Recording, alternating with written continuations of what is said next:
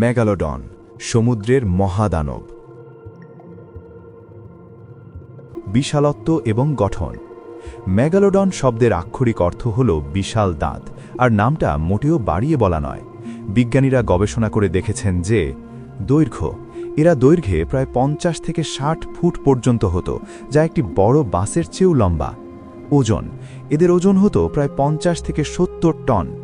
দাঁত, এদের মুখে প্রায় 276টি ধারালো দাঁত থাকত এবং এক একটি দাঁত 7 ইঞ্চি পর্যন্ত লম্বা হতো।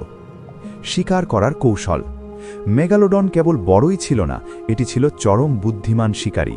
এর প্রিয় খাবার ছিল তিমি মাছ।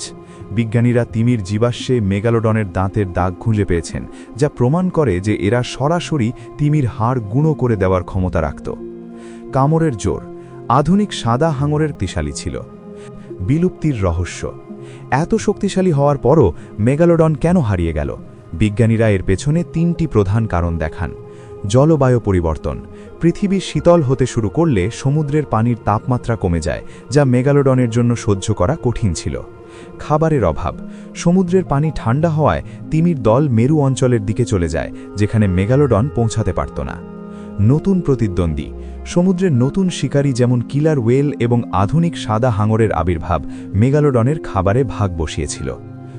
অনেকেই বিশ্বাস করেন যে মেগালোডন আজও সমুদ্রের অতল গভীরে কোথাও লুকিয়ে আছে, কিন্তু বিজ্ঞানের দৃষ্টিতে এটি অসম্ভব। তবে বিলুপ্ত হলেও মেগালোডন আজও আমাদের কল্পনা এবং কৌতূহলের এক অবিচ্ছেদ্য অংশ হয়ে টিকে আছে। দৃশ্য, ধীরে ধীরে অন্ধকার সমুদ্রে মেগালোডনের মিলিয়ে যাওয়া। মানুষের জানা ইতিহাসের সবচেয়ে বড় শিকারী মেগালোডন।